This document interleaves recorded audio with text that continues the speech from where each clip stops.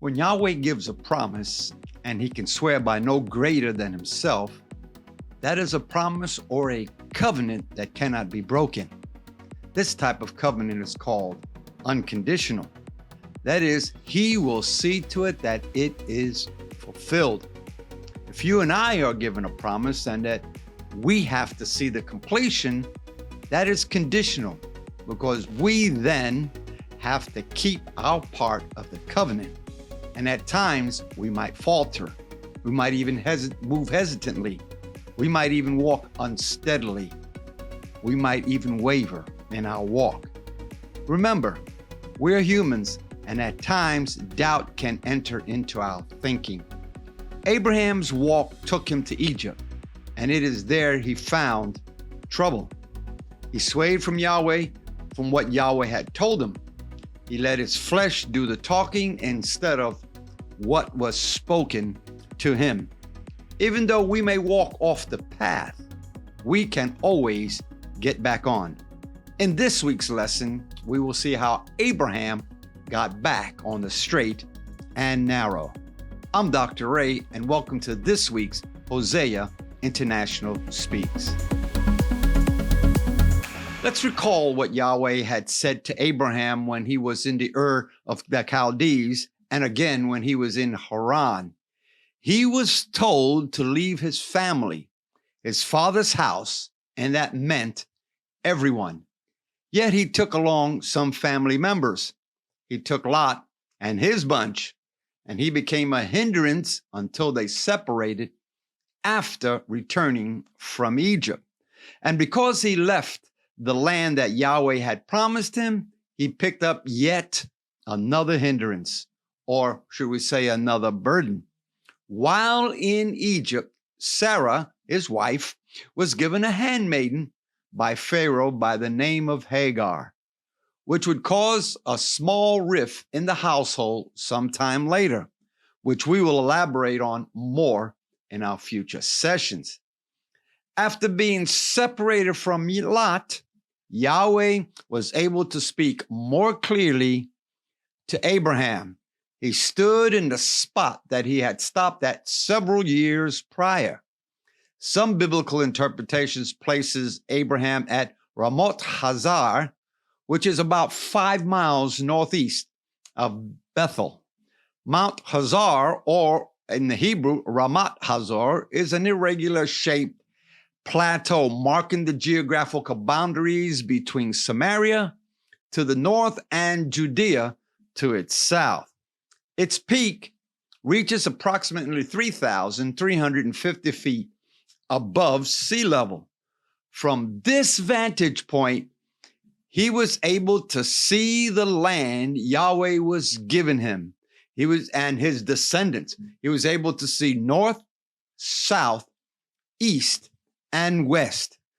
This instruction of walking the land, which was, you could see in Genesis chapter 13, verse 17, this instruction of walking the land in the Hebrew is called the chazakah. That word means to take possession. The term has various meanings also in the Talmud. The one most cognate to the original meaning of the Hebrew root is taking possession. So this act of taking possession constituted the acquisition with regard to both movable and immovable property. But it is more frequently used to cover the acquisition of property by continued and undisturbed possession during a period of time prescribed by the law. And yes, even though that the Torah had not been written, at that time, Abraham seemed to be living by it. The concept of this command that was given by Yahweh to Abraham was when a piece of property was acquired, in which Abraham was now acquiring this land, the new owner, which was him, had to walk the perimeter of the entire property, which was symbolic of marking his territory. And not until the new owner had done this was the transfer complete. By legal custom of that day, walking the perimeter of the land legally completed the transfer of the property, thereby leaving both parties feeling closure on the transaction.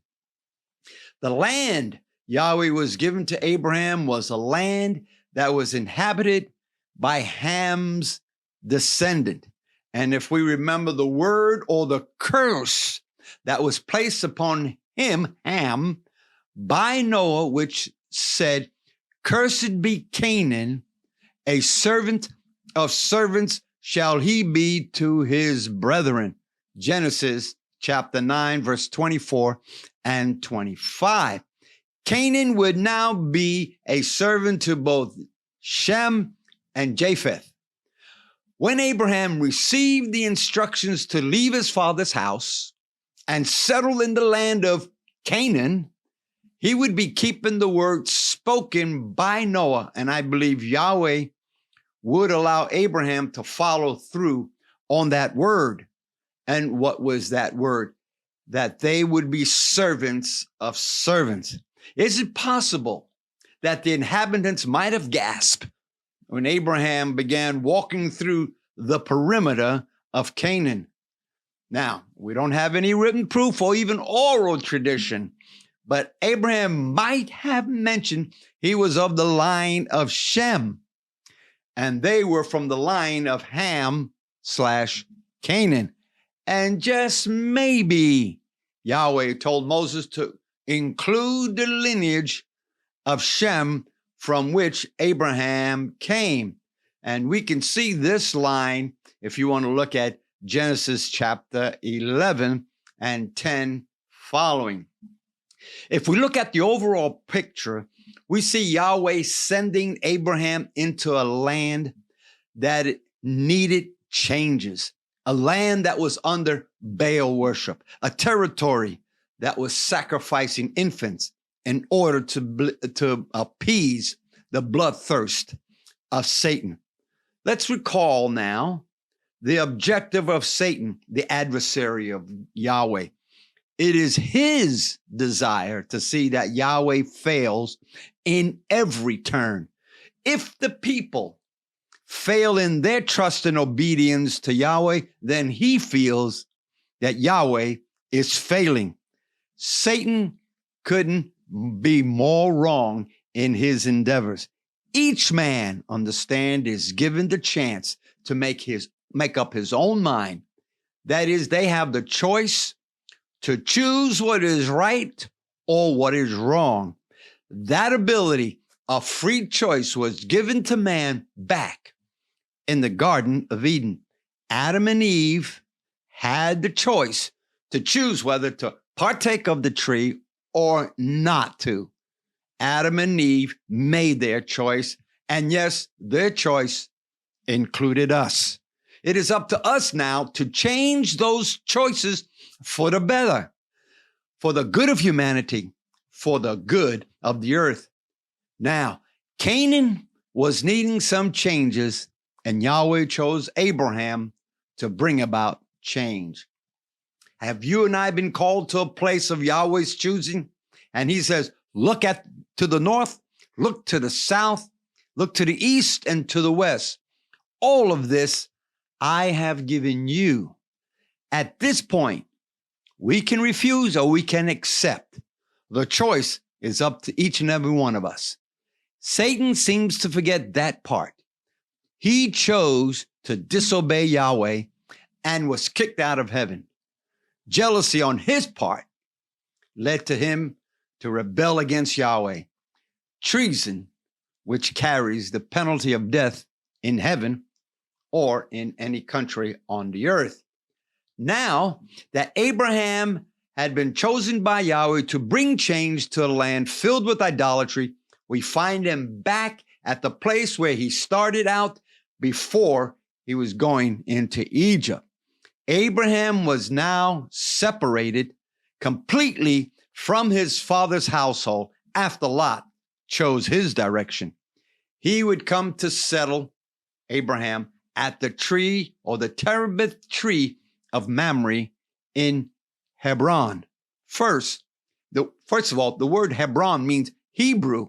Abraham was Hebron, or the Hebrew.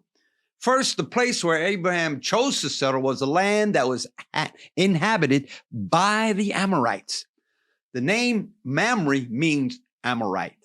The biblical Hebrew meaning for Amorite is bitter, rejection, or raving rebels.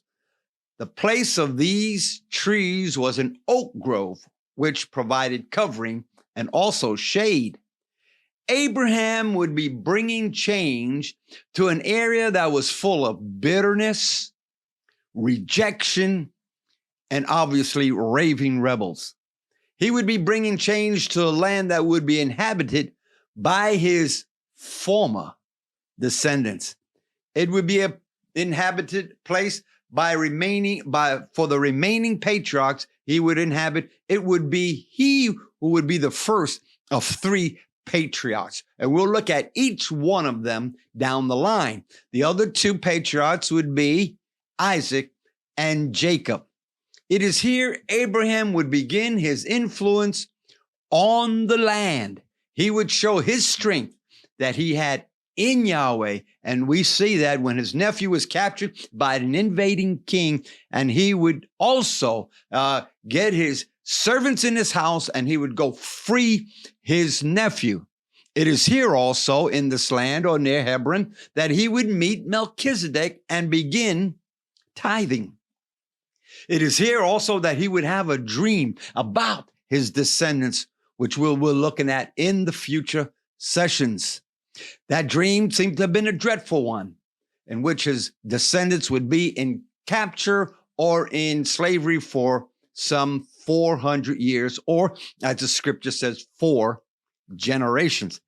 It seems like the place where Abraham would finally also settle down and do business with those around him. And he would then come to a place where Yahweh would be able to visit him and talk with him, and Abraham would be able to hear more plainly what Yahweh is saying. Are you at that place where you need to hear from Yahweh even more? First, you need to be in a place that is quiet, free from the hustle and the bustle of the day. Get into the word, read it daily. Begin to listen to men and women of Yahweh preaching the uncompromising word of Yahweh. Then ask him to speak to you. Seek counsel on what you hear and let it settle in your heart. Then walk out what he has said. If you enjoyed this week, because we're going to get into Abraham more closely next week. If you enjoyed this week's, go ahead and hit the like button, probably right about there.